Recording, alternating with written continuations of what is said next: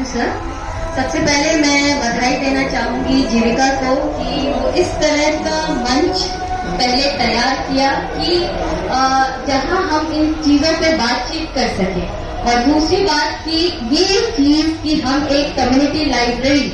और career development centre वो भी ग्रास रूट लेवल पे स्टार्ट करने की सोच, यही सबसे ज्यादा अच्छी बात है कि आज के समय में जहां लाइब्रेरी की बात बस यही, अगर किसी को ये कहा जाए कि बिहार में एक लाइब्रेरी का नाम बताया जाए तो खुदा बख्श लाइब्रेरी के अलावा उनके दिमाग में कोई लाइब्रेरी आएगी। तो मैं ये कहना चाहूंगी कि बहुत ही अच्छा स्टेप है जहां एक एजुकेशन को आज से नहीं, जब से हमें आजादी मिली है तब से बी आर अम्बेडकर ने ये बात कहा था कि किसी भी सोसाइटी को अगर डेवलप करना है तो वो सबसे पहले वो एजुकेशनली कितना आप आगे बढ़ते हैं उसी से आपकी सोसाइटी का सोशियो कल्चरल इकोनॉमिक डेवलपमेंट होगा।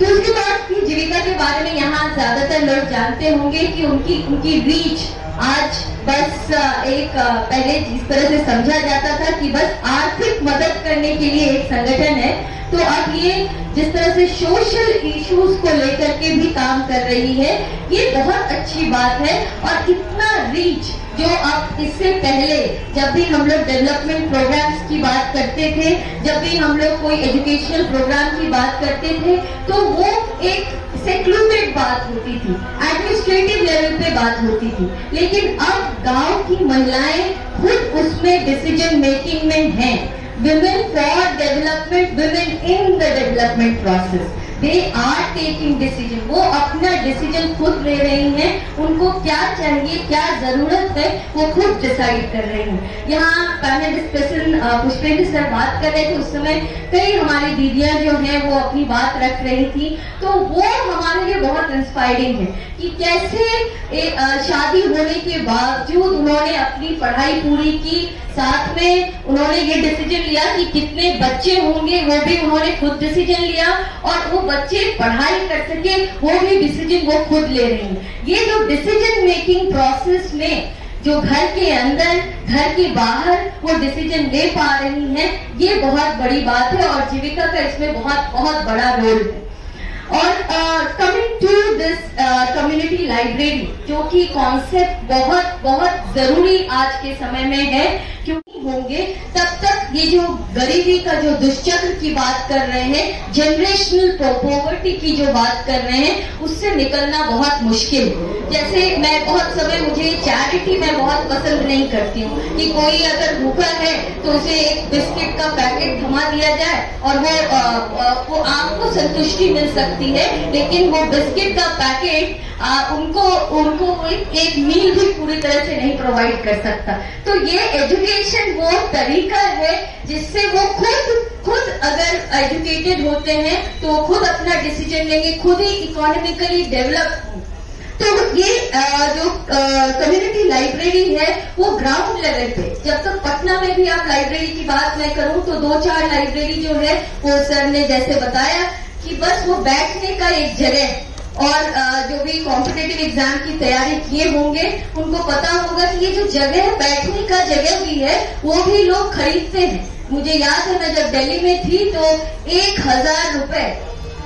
एक महीने का 1000 रुपए बस स्लॉटिंग थी। 6 घंटे बैठने के लिए आपको 1000 रुपए देना पड़ेगा। और वो ऐसा, ये भी एक प्रिविलेज है, आपके पास किताबें हो, आपके पास बैठने का एक जगह हो जहां शांति से आप बैठ सके। सर ने बताया कि किस तरह से महिलाएं जब पढ़ती हैं तो उनको पढ़ाई जो है वो कभी प्राइमरी नहीं होता है घर के लिए। ये भी जो सोच के लेवल पे जो काम है कि आप पढ़ी तो रही हो, जाकर के चाय बना दो, जाकर के पिताजी को पानी दे दो, लेकिन पिताजी खुद से भी पानी ले सकते हैं, लेकिन ये जो प्रोसेस है, ये जो समझदारी है, ये जो दिमाग के लेवल पे जो काम है, वो काम भी ये जीविका अब कर रही है। और ये लाइब्रेरी जैसी जगह जो अदर देन जो एक पब्लिक स्पेस, आप जब भी पब्लिक स्पेस की बात करें, अभी ही जब मेला में आप घूमने आए तो आप अगर उसमें परसेंटेज देखेंगे तो पब्लिक स्पेस में महिलाओं की भागीदारी बहुत कम। और ऐसी जगह जहां बैठ बैठ के शांति से आप पढ़ सके, वैसे जगह आपको मिलेंगे। अगर मैं सोचूं कि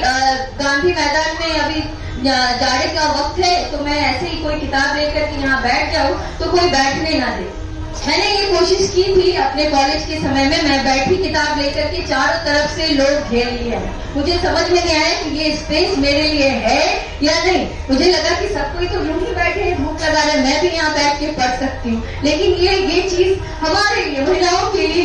ये जगह नहीं, पब्लिक स्पेस नहीं। और वो अल्टरनेटिव पब्लिक स्पेस अगर ये लाइब्रेरी ये प्रोवाइड कर रहा है गांव लेवल पे, तो ये बहुत बहुत इम्पोर्टेंट एक स्टेप है। दूसरी बात मैं ये कहूंगी कि अभी डिजिटलाइजेशन की बहुत बात हो रही है कि डिजिटल लर्निंग सर ने बताया, और ये मैं सर को मैं बस स्टूडेंट्स ही धन्यवाद नहीं देते होंगे, इग्नू को टीचर्स जो हैं वो भी धन्यवाद देते हैं कि हम लोग जब अपना लेक्चर तैयार करते हैं तो इग्नू के स्टडी मटेरियल सबसे पहले हम लोग स्टडी मटेरियल ढूंढते हैं। और ये एक ऑथेंटिक सोर्स, ऐसे समय में जहाँ पे गूगल आप सर्च करते हैं तो आपको ये फैक्ट दिमाग में रखना होता है कि विकिपीडिया से जो आप पढ़ रहे हैं वो सही है कि नहीं। बीइंग अ टीचर हमें बहुत ध्यान देना पड़ता है कि हम कोई चीज ऐसी चीज ना पढ़ा दें जो चीज सही ना हो। और इसमें इग्नू का बहुत बहुत हेल्प है और बहुत हम थैंकफुल हैं कि इग्नू एक क्रेडिबल स्टडी मटेरियल स्टूडेंट्स के लिए, टीचर्स के लिए और टीचिंग लर्निंग प्रोसेस के लिए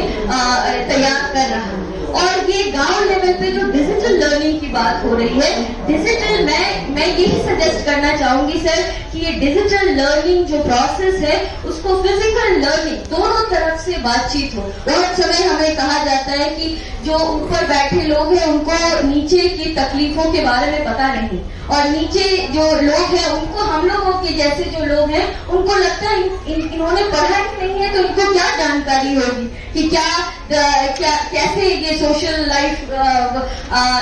रोल प्ले करता है। तो मुझे यही कहना है कि ये दोनों का कॉम्बिनेशन जरूरी है, trickle down and from up award. दोनों का जब तक इंक्लूजन नहीं होगा, उनकी लर्निंग जो अपनी जिंदगी की एक्सपीरियंस से उन्होंने जो लर्न किया है और जो पढ़ लिख करके जो आए हैं, वो दोनों का इंक्लूजन नहीं होगा, दोनों साथ मिलकर काम नहीं करेंगे, तब तक ये चीजें बेहतर नहीं होगी। और यही एक मैं चाहूंगी कि जो आपके करियर काउंसलिंग के जो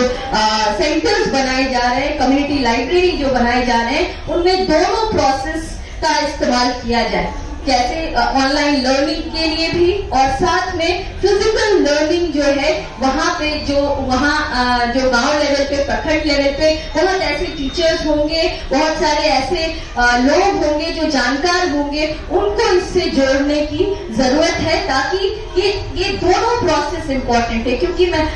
अभी प्रथम का ही रिपोर्ट आया था कि ये जो कोरोना का पीरियड है उसमें एनालिटिकल पावर, कैलकुलेशन का जो पावर है वो स्टूडेंट्स का बहुत ज्यादा घट गया, वो लोग कुछ कैलकुलेट नहीं कर पा रहे। अभी जो कोरोना पीरियड के बाद जो हमारे कॉलेज में बच्चे आए हैं उनको राइटिंग एबिलिटी, मैं देख रही हूँ कि पटना बिजनेस कॉलेज वो एंट्रेंस पास करके तो आ गए, लेकिन राइटिंग एबिलिटी अभी तक नहीं है क्योंकि 2-3 साल से उन्होंने लिखा ही नहीं है।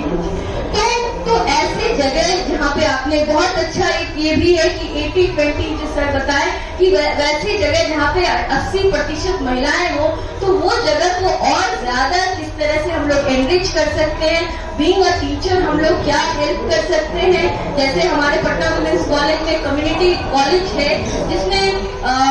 जो वोकेशनल है, हेल्थ पे, स्टिचिंग पे, कंप्यूटर ट्रेनिंग्स जो है वो सब चीजें सिखाई जाती हैं। तो कैसे जो डिफरेंट स्टेक होल्डर्स हैं, कॉलेज है, यूनिवर्सिटीज हैं, ऑनलाइन लर्निंग सेंटर्स हैं, एनजीओज हैं, उनका एक कन्वर्जेंस क्रिएट किया जाए और इस प्रोसेस को और बेहतर बनाया जाए। और इसी बात के साथ मैं अपनी बात खत्म करती हूँ और चाहूंगी कि ये और एक मूवमेंट का रूप ले, एक लाइब्रेरी जो कम्युनिटी लाइब्रेरी है मूवमेंट का रूप ले और इसमें हम सबका उसमें भागीदारी हो, जिस तरह से भी हम हेल्प कर सकें। Thank you professor.